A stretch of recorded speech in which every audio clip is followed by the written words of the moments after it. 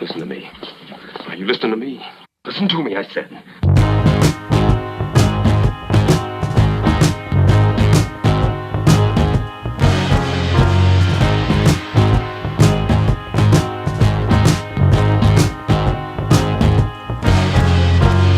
It's almost like you never listen to me when I'm speaking. You should listen to me. It's almost like you never listen to me when I'm speaking. You should listen to me. Love at first listen. Music fans were pleasantly surprised on March 25th when out of nowhere Regina-born band Foxwarren announced a new single, new album, and a North American tour. And whether they thought about it or not, that date was significant. Almost exactly 5 years prior, Foxwarren was gearing up for the Juno Awards in Saskatchewan.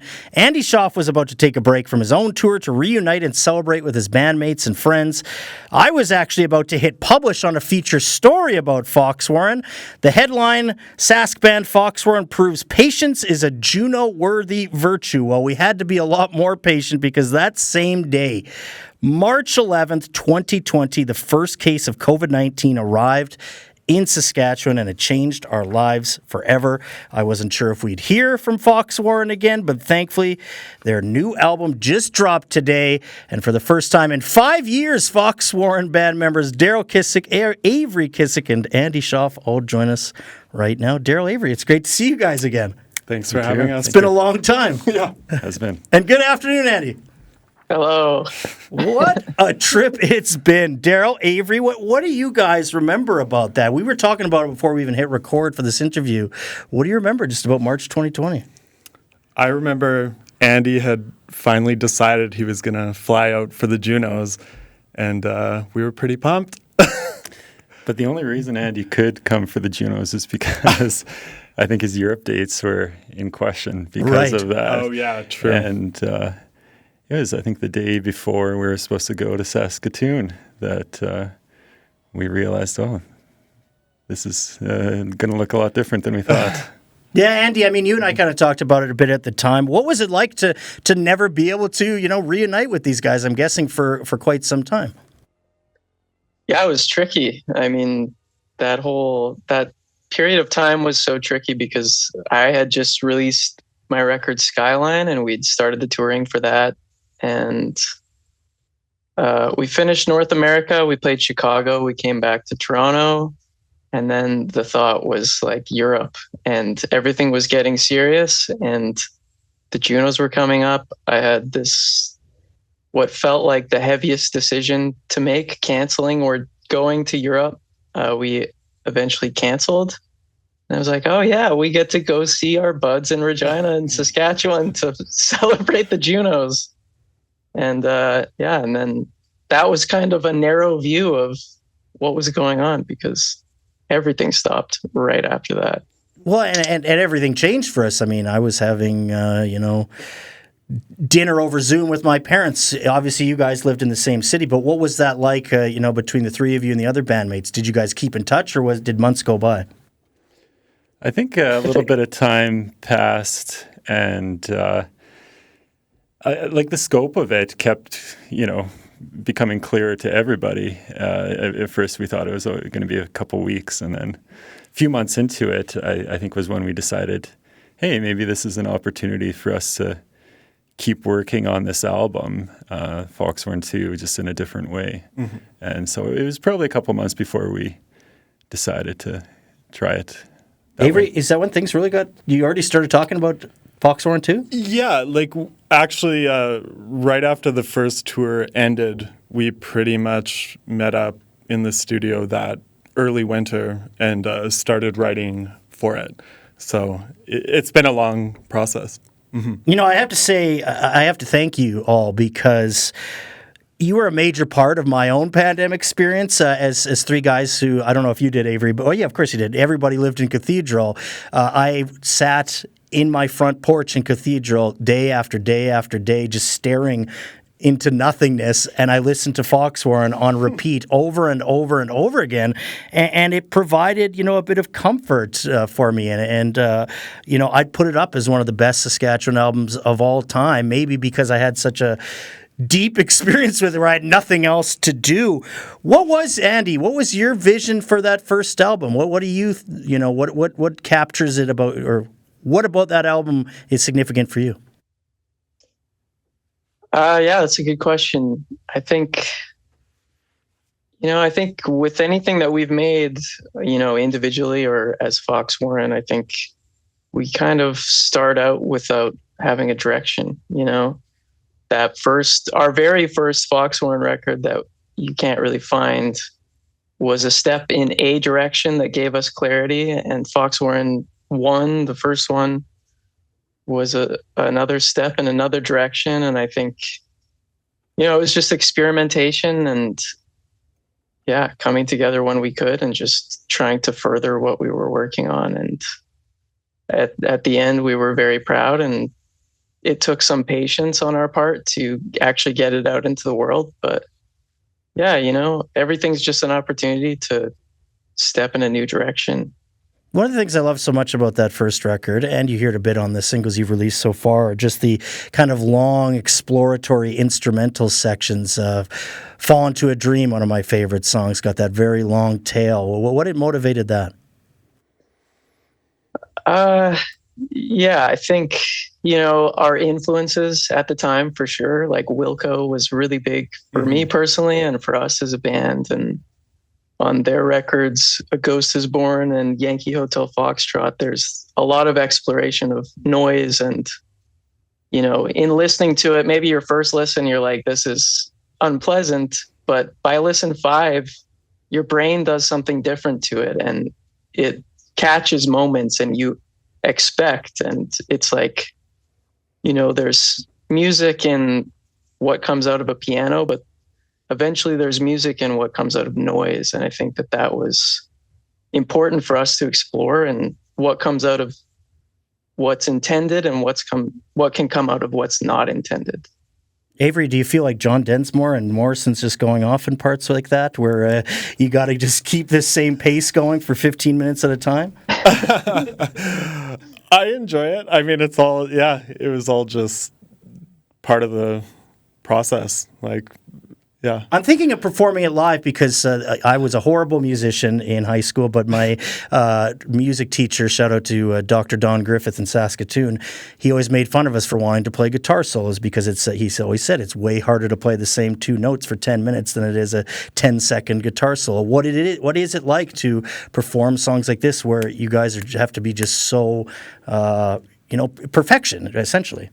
Yeah, it's interesting. I guess even on that first Foxwarren tour, it felt like everything, me just on drums was doing is very intentional. And I think for this one, I'm trying to liven it up a bit and be a bit more spontaneous if possible. It's interesting that new songs, I'm a lot more ahead of the beat. And then the first album, Foxwarren, is it's very laid back. So I'd say that's a big difference that I've noticed. What about you, Darryl? What's it like to play these songs? The from the first record? From either of them. Yeah, it's fun. From the first record, the bass lines are all pretty simple, and it's more about trying to kind of give that space. And a lot of the songs, it's I think, I don't know if it's intentional or not, but not overplaying really by anybody, and just giving the songs some room to breathe. And so I enjoy it. Is simple harder? Is giving things room to breathe more difficult? Not for me, because I'm not much of a musician. For people that are competent musicians, maybe it'd be harder. But for me, it's let's keep it simple. Even just starting Foxwarren way back in the day, I was coming off playing, really kind of fast, really loud, kind of punk music. So it was a huge learning curve, and it was just, Andy, you have a soft voice and everything. So it was kind of just figuring out how to accommodate that and work together as a band and not hog the floor, I guess. And yeah. So Andy, how did this record come about? The first one was almost a 10-year journey where you guys all picked away at it. How did you do this when you're living in 4 different provinces? Yeah, it was a tricky process. There was kind of a lot of problems, like songwriting is a problem when you're not in the same place. And I think specifically, when you're writing songs together, like for Foxwarren 1, we, are in a room together and someone has an idea that leads you from the idea to the next step. And eventually you get a song. But there's like vulnerability that has to happen. You need to be willing to start singing at some point in front of your friends, and they're going to judge you and whatever. But from a distance, it was difficult because, you don't have the opportunity to present ideas in real time, really, unless you want to jam over Zoom. So around the time that we were thinking about how to do this, I bought a piece of music technology called a sampler, which you can plug a waveform into, and then you can chop it up and put it onto buttons, essentially, and press the buttons to make something new. And it seemed like a good way to collaborate, quote unquote, from a distance like this. So that was kind of our, that was what we ended up using as our way to kind of mimic being in the room together. So can you give me an example of that, Andy? Like, did they just send you like drums and bass and then you put it all on the sampler and you kind of compile it together like a DJ? Yeah, well, it started out like that. Like Avery had a folder of rhythmic ideas that he uploaded for us to sort of base song ideas off of. And so that was a good starting point. But ultimately, the problem for me when writing a song is always the melody, because my voice is not so versatile. I have kind of a limited range, limited volume, etc., whatever. So song ideas based off of Avery's rhythmic ideas got uploaded into a song ideas folder. And then that became what I would try to write a song out of. So Avery uploaded a beat that had this kind of like beachy, well, this isn't actually the example I'm going to use. It wasn't beachy, a shaker drum beat. Dallas, I think, took it and made a little song idea with a melody and uploaded it to the song ideas folder. Then I took it, put it into the sampler, used part of Dallas's vocal melody, but then I restructured it a little bit and put it back up as a song called Say It, I think. Yeah. And so that's like the second song on the record is like, it bounced around in these certain ways to eventually become something that we all had our fingerprints on. Darryl, do you think that this would have worked as well as it did without the pandemic happening? Yeah, it's. I mean, it really forced us to innovate, and I mean, at the time, I would have been frustrated that it forced us to have these limitations. But now, years later, that we've got the end result, I'm happy and I'm thankful for it because it is so unique and unconventional for how we would have approached it otherwise. Avery makes you resourceful almost. Yeah, absolutely. And, there is something just recording in our basements and everything. There is a certain limitation to that, which was kind of unappealing. To me, it was just kind of, if we're just doing the folky thing, home recording, right. it just kind of falls a little flat. It's like, what's going to elevate that? And so, yeah, it was an interesting breakthrough. You guys really recorded records in interesting ways, right? Like you said, in your basement and cathedral over the course of several years, and in this case, all living in different provinces.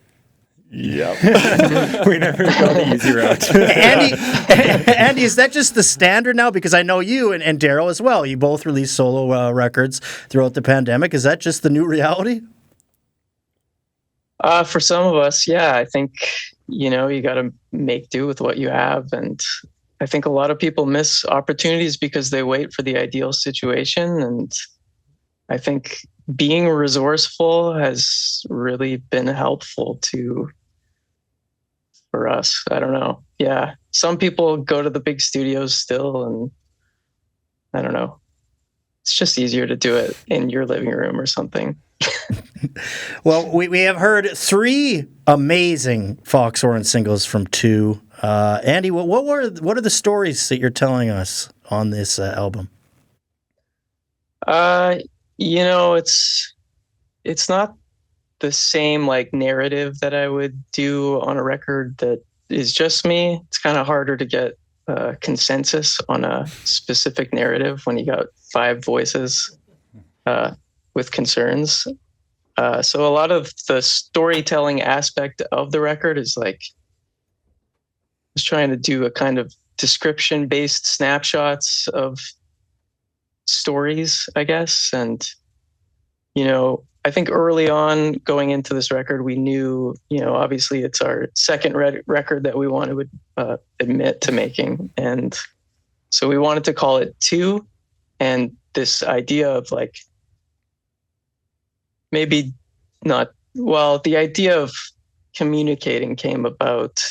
A lot of the early songs were love songs, very intentionally love songs. And so we kind of brought that idea into the developing album, and 2 took on a few meanings in that there are like typically 2 people involved in an exchange, or takes 2 to socialize or something. And at a certain point, we added this element of dialogue, which added kind of another layer to this record that was shaping up to be about communicating. Where did those clips come from? I read that it was a trove of found sound conversations. Exactly. Yeah, nailed it. Where did they come from?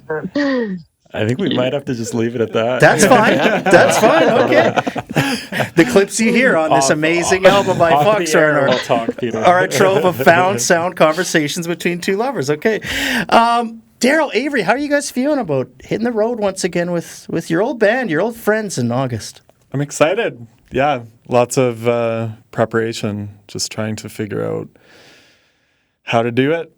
Like what? Like from a personal perspective? Obviously, as a band, it takes a whole lot to do a tour, but what about just, from a personal level? Yeah, honestly, just on the drums and like with arrangements, and we'll be doing some of our own sampling, like live, I guess, like using a sampling pad, and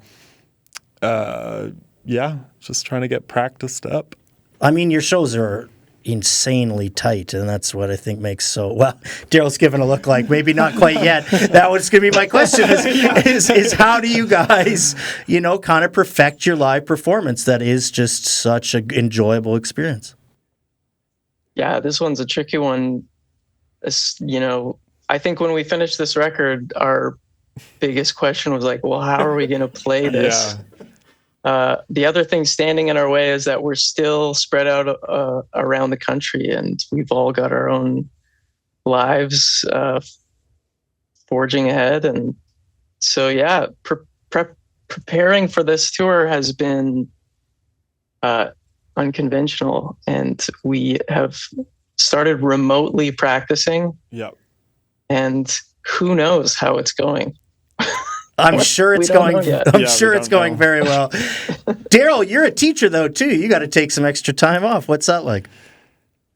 It's a little daunting. It was daunting to kind of imagine a year unpaid leave, and so logistically, just as a father and husband.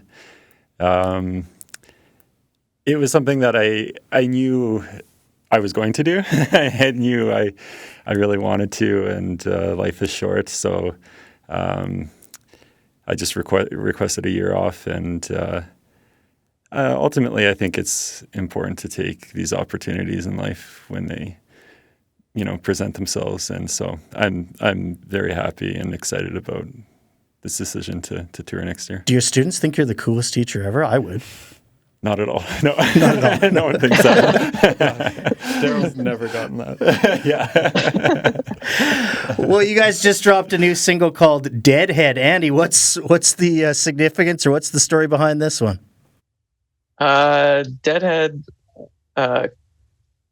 Well, I don't really know why it's called Deadhead. Dallas, the guitar player, uploaded an idea that he had. It was just labeled Deadhead, and it involved like a really sweet but slow kind of country guitar, electric guitar line.